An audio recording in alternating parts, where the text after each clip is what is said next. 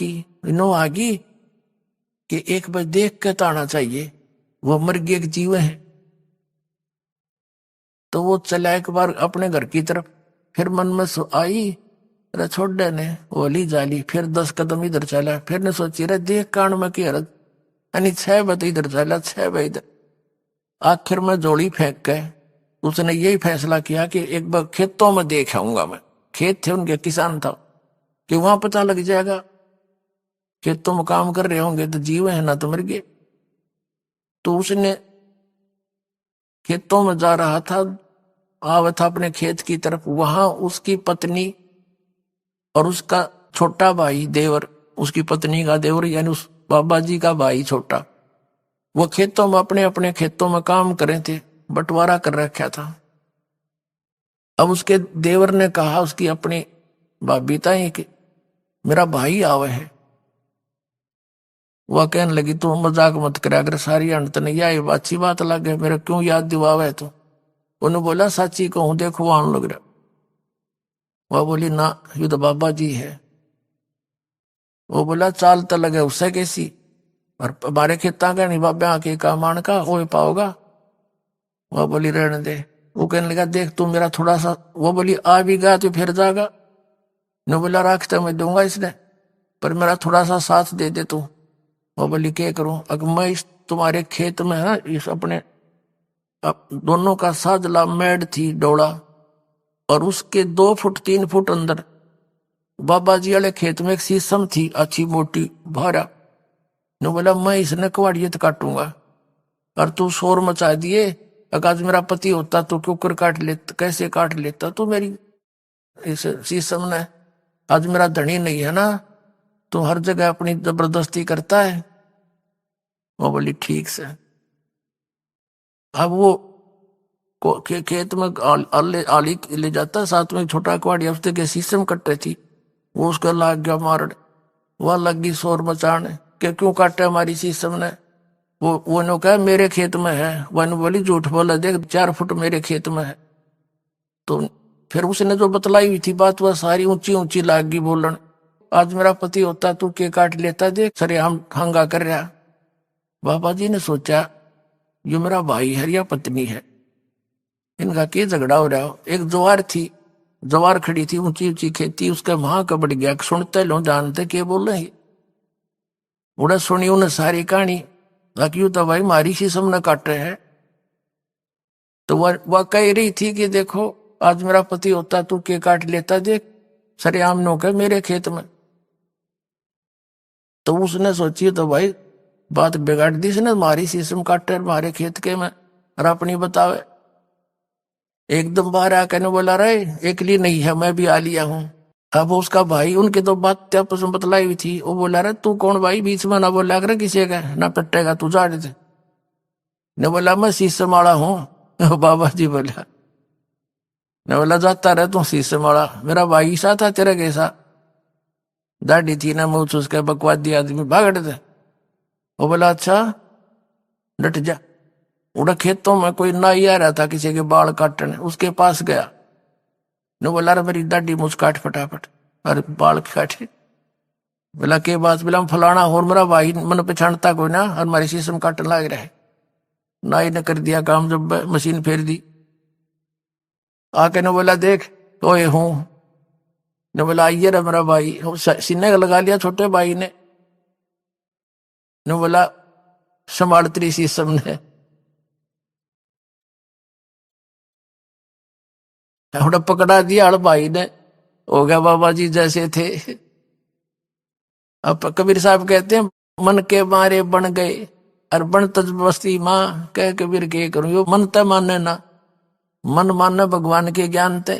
अब यू बकवाद करके दिखाइए यो मन, ऐसा ज्ञान दे देंगे कहीं रहियो वहां भगवान साथ साथ चलेगा। अब क्या बताते हैं, एक नारी त्याग दीनी 5 नारी गैल वे, वह मोह ममता नो की नो नारी गेल अंडे थी, वह खींच लाई उल्टी है उसने। तो परमात्मा कहते हैं इनको तू यहीं घर पर रह के त्याग, आत्मा जब इस चीज ने मान लेगी तो फिर कितने रहे तू, ये संसार के बारे में इस ज्ञान से पता लग जाएगा। हम कुछ दिन के मेहमान हैं, परिवार हमारा एक संस्कार से जुड़ा हुआ है, परमात्मा के बच्चे हैं। इनको हमने उस परमात्मा से दिए हुए जो मालिक देता है धन, उसके आधार से इनकी परवरिश भी ना करते हैं तो भी हम दोषी हैं। क्योंकि जैसे एक नौकर होता है और उस नौकर को मालिक पूरा जेब खर्च देता उसके बच्चों के कपड़े लाने का, खाना खिलाने का, और उसमें से जब वो गलती करता है, उनकी नहीं सेवा करता है, तो फिर वो नौकरी से बर्खास्त हो जाएगा। उसको खूब पता होता है, तो वो अपने बच्चों से भी अधिक प्यार देता है मालिक के बच्चों को, और उसके द्वारा दिए हुए धन को उन्हीं पर व्यय करता है। तो इसी प्रकार ये सभी उस परमात्मा के संस्कारी हंस हैं। आपका कर्तव्य बनता है इनकी पालन पोषण उस मालिक के दिए हुए उसको धन से। लेकिन इनको अपने मानना यह आपकी मूर्खता है या अज्ञानता, ये इस ज्ञान से की चांदने से हट जाएगी। जैसे वो नौकरानी उन बच्चों को इतना प्यार करती है, अपनों से भी के लगभग अपने जैसा ही, और जब उसको वहां से नौकरी छूट जाती है, फिर झांकती भी ना उसकी तरफ। उसको पहले पता था मेरे नहीं है, लेकिन मालिक के तो है, उनसे भी प्यार रखना है। तो ऐसे भाव बनेगा आपका एक दिन, ये सत्कर मान लियो, इस ज्ञान से बनेगा। और भक्ति की शक्ति आपके इस मन की बकवादों को स्थिर कर देगी कि ना, नो की नो बात है। तो फिर डगमग होने की जरूरत है ना पड़े। बकवाद, चोरी, जारी, ठगी और रिश्वतखोरी किस लिए करेंगे? कर्म छोड़ने जो परमात्मा हमें देगा हमारे संस्कार में, और उससे भी अधिक देगा, भगवान मिल गया। हम 2 नंबर का काम करके पैसा इकट्ठा करेंगे, वो पैसा नहीं रहेगा आपका, और वो पाप न्यो के न्यो रह जाएंगे। ये बहुत लंबी कथाएं हैं। और तो जो दास आपको बताना चाहा था कि ये इस प्रकार उस परमात्मा की भक्ति से, ज्ञान से, इस तत्व ज्ञान के अंदर ये सारा निर्णायक ज्ञान है। इससे आपको उस परमात्मा के पाने में घर बैठे ही सुविधा रहेगी। जैसे कबीर साहब कहते हैं कि डंब करे डूंगर चढ़े, अंतर जीनी झूल, और जग जाने यो बंदगी करे, यो बोवे सूल बबूल। जैसे एक ऊंचे से टीले पे बैठा कर बाबा जी, हमने देखे कई जगह जहां सब ने दिखे, धूणा ला लिया, चमटा गाड़ दिया, नो बैठा, तो आम आदमी प्रभावित होता। आत्मा तो देखती है कि वो भगत है, माथा टेकेंगे, उड़ा पूछो डावा शुरू हो जाएगा, उड़ा उसका आश्रम बन जाएगा। परमात्मा कहते हैं ये साधना है। कहते हैं डंब करें, पाखंड करें, डूंगर चढ़े, ऊंचे पे बैठेंगे, और अंतर चीनी झूल, अंदर न्योकी नो 5 नारी तैयार बैठी, और जग जाने यू बंदगी करे, भक्ति करे, यो बोवे सूल बबूल। कबीर साहब कहते हैं घर छोड़कर चले गए, फलाहार करते हैं, नगरी में भी नहीं आते, आदमियों को देखकर भागकर गुफाओं में पड़ जाते हैं। ऐसे साधु और भोली श्रद्धालु ने सोचा भाई महात्मा पड़ा है, ओहो ये तो आदमियों के दर्शन भी ना करता। कबीर साहब कहते हैं केले की कोपीन है, तन पर कपड़ा भी नहीं, केले का पत्ता बांध रखा पर्दे पे। केले की कोपीन है, फूल फान फल खाई, और नर का मुख नहीं देखते, तो बस्ती निकट नहीं जाई। वो जंगल के रोज है जो मनुष्यों बिद के जाई, निस्तिन फिरो उजाड़ में नो भगवान पावे नाई। डेरे डांडे खुश रहो, खुश रे लेना मोक्ष, ये धरु प्रहलाद उधर गया बता घर में के दोस्त। जिन धरु और प्रहलाद को तुम पार मानते हो, ये घर में रहे, इनका ब्याह हुआ, बालक बच्चे थे, फिर सत साधना करो जो जिस सतर की उनने करी और वो घर में करी, उनको तुम मोक्ष मानते हो। और जो साधना हम बताएंगे, डेरे डंडे खुश रहो। यदि घर छोड़कर जानते हैं या केवल बाल ब्रह्मचारी रहने से भगवान मिले, तो जड़न सबसे पहले मिले। तो दुराचार बुरा बताया भगवान ने। कहते हैं डेरे डंडे खुश रहो, ये खुश रह लेना मोक्ष। खरे तो प्रहलाद भी पार हो गए, फिर गृहस्थी में के दोस्त। तो इस प्रकार परमात्मा ने जो साधना बताई है पुण्यात्माओं, ये सत्य है और शास्त्र अनुकूल है। इसको ग्रहण करो, अपना कल्याण करवाओ। बोलो सतगुरुदेव।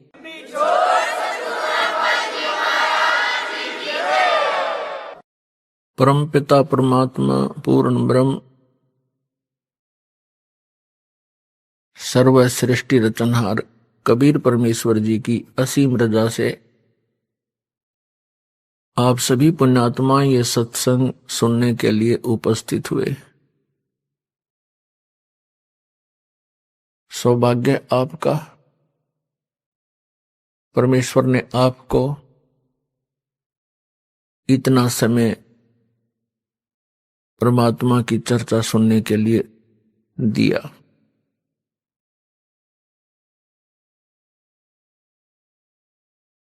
परमेश्वर कबीर जी ये हमारे सभी के पिता हैं, हमारे जनक हैं, हमें उत्पन्न करने वाले हैं। और हम यहां आगे इस काल के जाल में, काल के लोक में हमसे बड़ी भारी भूल बनी और अपने किए का दंड आज तक हम भोग रहे हैं। अपने पैर पे हमने स्वयं कुहाड़ा मार रखा है। अब वो दयालु परमात्मा हमारे लिए भटक रहे हैं, यहां आते हैं, अपना ज्ञान कराना चाहते हैं, हमें ये बताना चाहते हैं कि आप यहां के वासी नहीं हो, ये लोग ठीक नहीं है, यहां आप स्थायी नहीं हो। लेकिन आप जी ने इसका कोई विकल्प नजर आया नहीं। आप जी ने इसी व्यवस्था को अंतिम मान के, इसी की अपनी मर्यादा बना के और यहां जन्मते मरते रहते हो, कष्ट पे कष्ट उठाते रहते हो। और कोई भी व्यक्ति नहीं चाहता मैं दुखी हूं, कोई नहीं चाहता मेरी मृत्यु हो, कोई नहीं चाहता मैं वृद्ध हूं, और सारा कुछ हो रहा है। हम देख भी रहे हैं कि सभी वृद्ध हो रहे हैं, सबकी मृत्यु हो रही है और कष्ट भी हो रहे हैं, और फिर भी हम ये सोचते हैं हमें नहीं होने चाहिए। ये अच्छे से नहीं लगते। वृद्धावस्था सबसे बड़ा कहर है इस प्राणी के ऊपर। और जो परमात्मा कबीर जी की शरण में आ जाते हैं, इस दयालु भगवान की भक्ति से इनको बहुत सारा मिलता है। वृद्धावस्था में शरीर में रोग कम होते हैं और परमात्मा की भक्ति के सहारे इनका शरीर ठीक चलता रहता है। और जो परमात्मा कबीर जी की शरण में नहीं आते हैं, वो वृद्धावस्था के अंदर एक महान कष्ट को भोगते हैं। हम रोगी हो जाएं तो भी हम स्वीकार कर रहे हैं, और वृद्ध हो जाएं तो भी हम कोई दिक्कत नहीं। लेकिन जब मृत्यु का टाइम आता है, मृत्यु का नंबर आता है, तब हमें अच्छा नहीं लगता।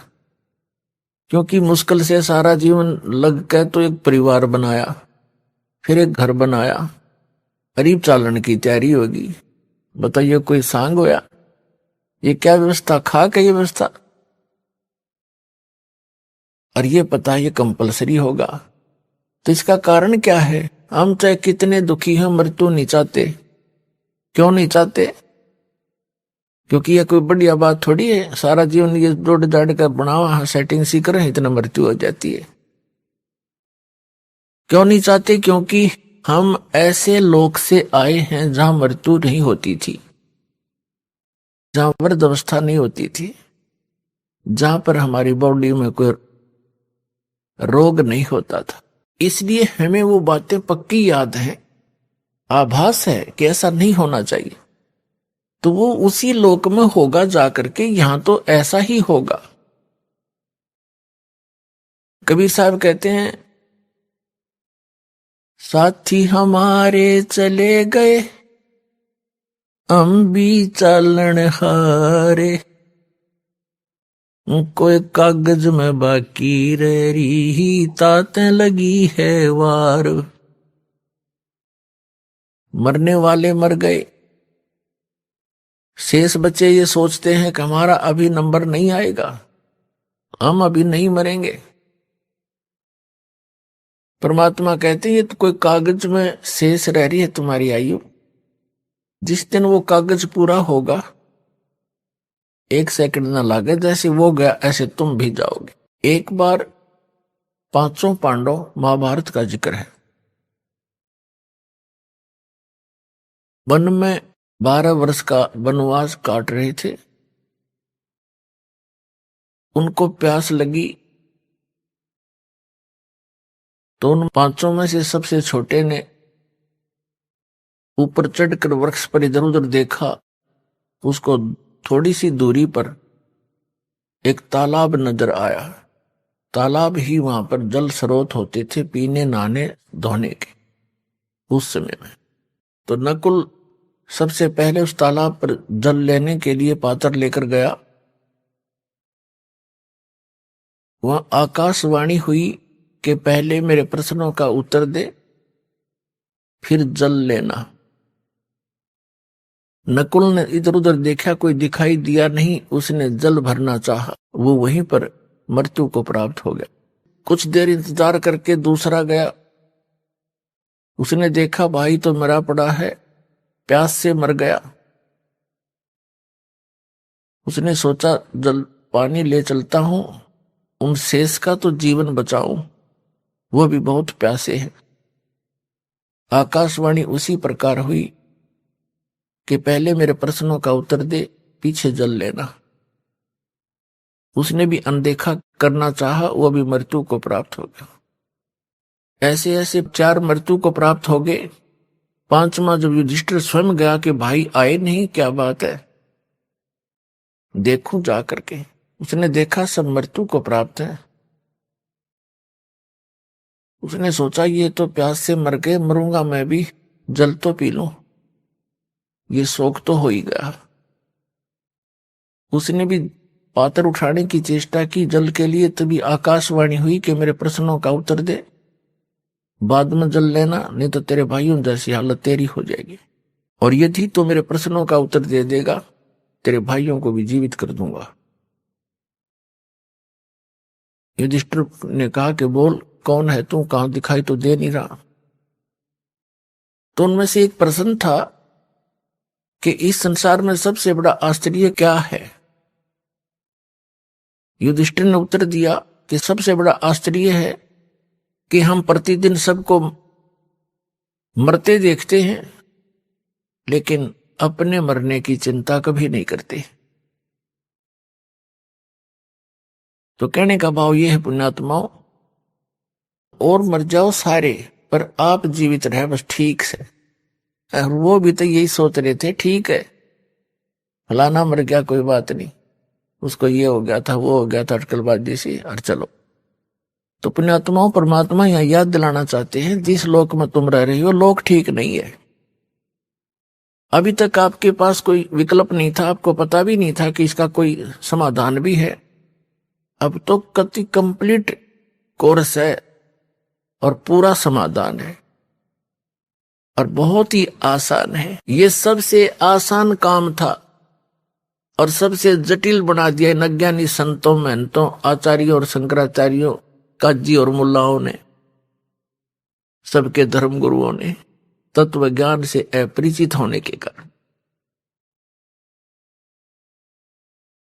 कोई हट कर रहा है, एक पैर पे खड़ा होकर, कोई किसी प्रकार, कोई कुछ नाम जाप कर रहा है, कोई किसी प्रकार की क्रिया करके अपना मोक्ष मानता है।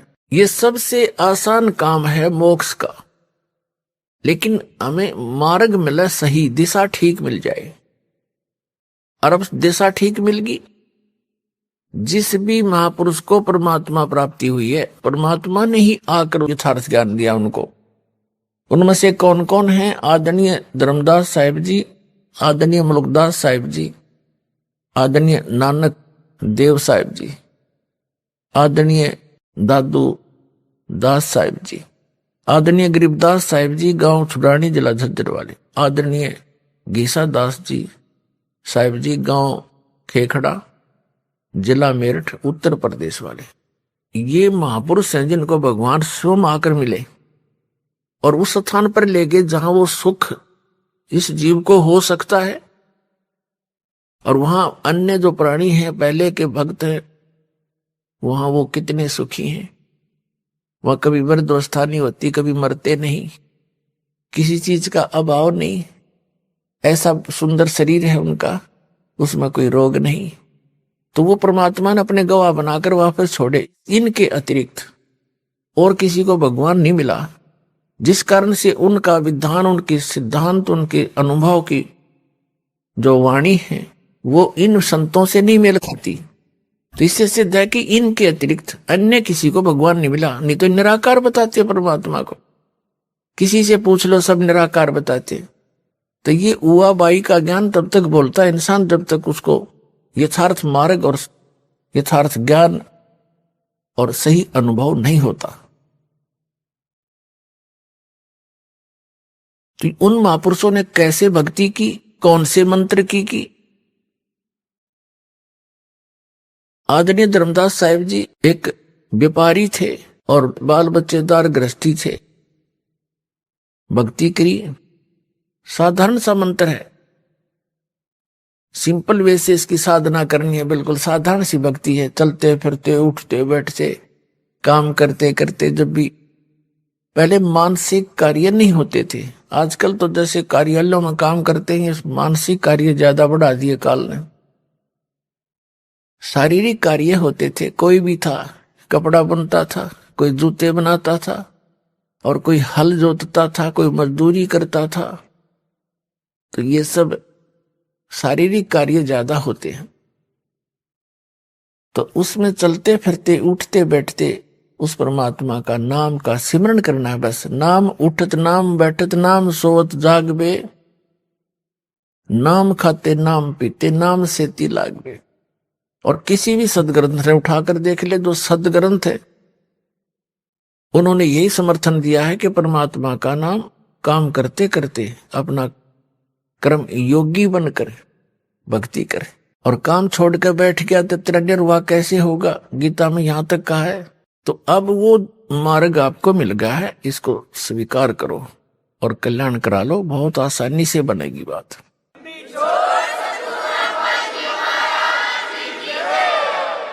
अब क्या बताते हैं परमात्मा के साथी हमारे चले गए, हम भी चालन हार, कोई कागज में बाकी रह रही, तात लगी है वार। पतझड़ आवत देख कर बन रोवे मनमाही, ये ऊंची टहनी पात थे अब पीले हो जाई। पात झड़नता ये कहे सुन भई तरवर राय, अब के बिछुड़े नहीं मिले ना जाने कहां गिरेंगे जाए। तरवर कहता पात से सुनो पात एक बात, यहां की यह रीति है एक आवत एक जात। परमेश्वर कबीर जी ने अपनी प्यारी आत्माओं को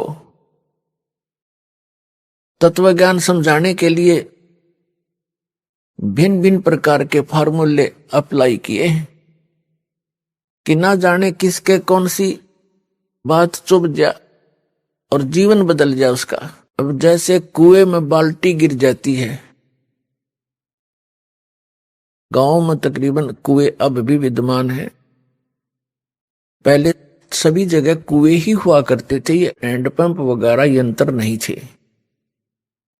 और पानी बहुत गहरे हुआ करते थे, 100 फुट नीचे जल प्राप्त होता था जमीन में। उसकी निकालने के लिए एक पात्र बाल्टी होती थी और एक लंबा रस्सा बांधकर उस कुएं में डालते थे, फिर उसको खींचते थे, 2-3 लग के 100 फुट तो खींच के ले जाना पड़ता था, तब जल प्राप्त होता था।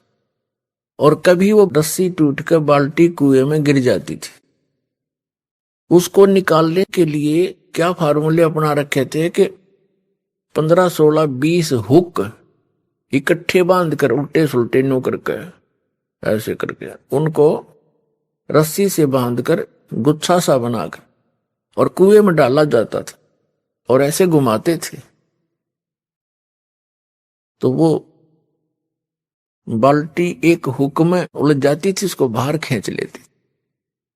वैसे तो एक हुक भी पर्याप्त था उसको निकालने के लिए, लेकिन ज्यादा इसलिए डाले जाते हैं कि एक तो इधर उधर घूम जावे, ना लगे उसके कितने फटना हुआ, उड़ जाए नहीं। और 20-22 ऐसे डाल दिए, कोई से मत उड़ जाएगी वह। तो पुण्यात्माओं उलझीर वो बाहर आई। तो यहां हम काल के कुएं में पड़े हैं। परमात्मा ने इतना ज्ञान बोला है, ऐसे वचन बोले हैं, ना जाने किस आत्मा को और कौन सा वचन खटक गया, उसी से उद्धार हो गया। उलझ गया उसमें, वो उलझ गया तो निकल गया। तो क्या बताते हैं, जब पतझड़ आते हैं, बसंत ऋतु प्रारंभ होती है, कहते हैं सभी वृक्षों के पत्ते पीले हो होकर गिर जाते हैं। तो उस समय ये का वर्णन बताते हैं, हमारे ऊपर लागू करके बताते हैं कि जैसे बालक है छोटा सा, युवा हुआ, फिर वृद्ध हो गया, सफेद बाल हो गए। तो सफेद बाल हो गए तो यूं सोच ले भी टिकट कटने वाली है, कद्दे कट जाए, ये पहचान है। और हम फिर भी परवाह नहीं करते। परमात्मा कहते हैं कि वो पतझड़ आवत देख के और बन रोए मन माही, ऊंची टहनी पात थे वे अब पीले हो जाएं, नीचे गिर लग रहे पीले होकर। तो फिर क्या बताते हैं, पात जड़नता ये कहे सुन भई तरवर राय, अब के बिछड़े नहीं मिले ना जाने कहां गिरेंगे जाए। एक पत्ता टूटता हुआ मानो ये कह रहा हो कि हे तरवर राज, हे वृक्ष राजा, अब हम तेरे से बिछुड़ रहे हैं, ना जाने कहां गिरेंगे, किसी पशु के पैर के नीचे कटेंगे या गंदे नाले में पड़कर सड़ेंगे, ना जाने कहां गिरेंगे। अब तरवर जैसे वृक्ष कह रहा हो उस पत्ते को, तरवर कहता पात से सुनो पात एक बात, यहां की यह है रीति है, एक आवत एक जात। जैसे पत्ते झड़ गए पतझड़ के दौरान, तुरंत ही छोटी छोटी कोपल फूट आती है उस वृक्ष पे, और 10 दिन 20 दिन महीने के बाद फिर वो हरा भरा हो जाता है। और जो पहले ऐसे ही फूटे थे, पत्ते बन गए थे, एक वर्ष उन्होंने फड़फड़ फड़फड़ कर लिया, और एक पीले होकर टूट के वो भी अब विनाश को प्राप्त हुए। ऐसे ही वो टूट कर गिरे, छोटे छोटे पत्ते फिर फूट आए, कोपल, और वो भी पत्ते बन जाएंगे, एक वर्ष के बाद वो भी ऐसे ही विनाश को प्राप्त हो जाएंगे। तो इस संसार को परमात्मा इस काल के लोक को दर्शाना चाहते हैं, यहाँ की व्यवस्था को कबीर परमेश्वर जी बताना चाहते हैं कि जैसे बच्चे का जन्म हुआ, फिर युवा हुआ, विवाह हो गया, उनके संतान होगी, फिर बच्चों के भी संतान होगी, अपनी मृत्यु निकट आ गई, पोता पोती बच्चे अपना वो कोपल फूट आई, वो बूढ़ा मर जाएगा, बच्चे जवान हो जाएंगे, फिर वो मर जाएंगे, फिर उनके जवान हो जाएंगे।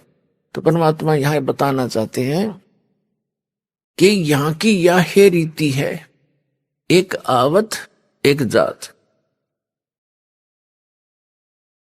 अपने आत्माओं, जैसे कोई व्यक्ति सारा जीवन अपने परिवार पोषण में, मकान कोठी बनाने में लगा ही देता है सारा, जिसको ये ज्ञान नहीं वो सारा काम में वो करे आजीवन, बस उतने में ही सीमित रहता है। ये तो सत्संग सुनने से पता लगता है कि हमारा मूल कार्य तो कुछ अन्य था। तो ये सत्संग भी बहुत पुण्यकर्मी प्राणी को ही प्राप्त होता है। तो क्या बताते हैं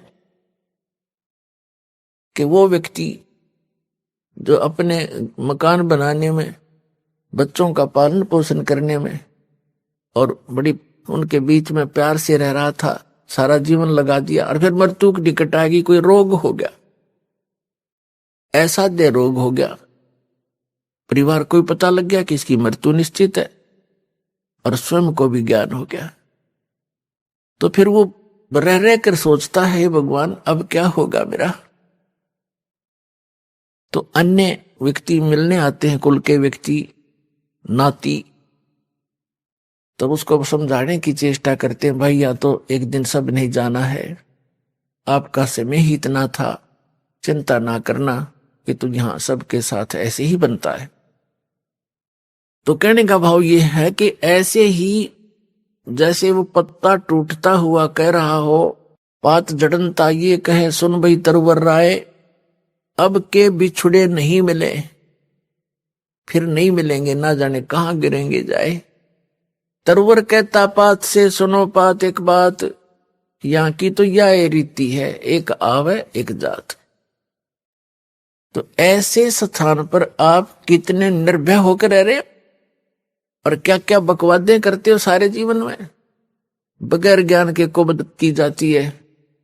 जिस इंसान को ये पता लग गया तेरी मृत्यु निकट है, वो करके दिखाओ नाचा गाई और करो बकवाद एक करके दिखाओ, उसका मन नहीं मान सकता। तो हम इतने अबोध हैं या इतनी भांग पी रखी है इस काल के, इस माया की, कि हमने वो दिखाइए ना देता, को बताना चाह उसका असर हमारा होता नहीं। अब जैसे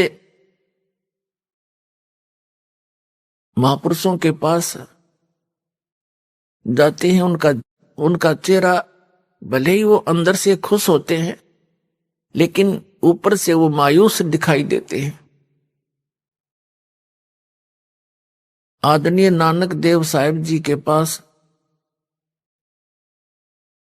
कुछ भक्त गए जाते रहते थे, कुछ नए नए भी जाते हैं, तो वो देखते हैं कि हमने तो साधु संतों के चेहरे बड़े खिले हुए लाल लाल देखे, उनके देखे जो पेट भर थे, ऊपर से दिखे साधु, उनको ज्ञान था ही नहीं। अच्छी खावा काजू किशमिश मेवार पेड़न डंड की 2 किलो पीवे दूध इकट्ठे, उनके तो आप लाल चेहरे होंगे, वो तो काल के पशु है। और जो संत है उन्हें तो टाइम पास करना मुश्किल हो जाता है यहाँ पर, जब ज्ञान हो जाएगा। तो नए नए भक्त जाते थे, वो पूछते हैं कि महाराज जी आप हमें कभी खुश नजर नहीं आए, आप ऐसे रहते हो जैसे आपका कोई चीज गुम होगी हो, मायूस रहते हैं। तो नानक जी ने कहा कि ना जाने काल की कर डारे और किस विध डल जा पासावे, और जिनाते सरते मौत खुड़क दी उन्हां नू केड़ा हासा है।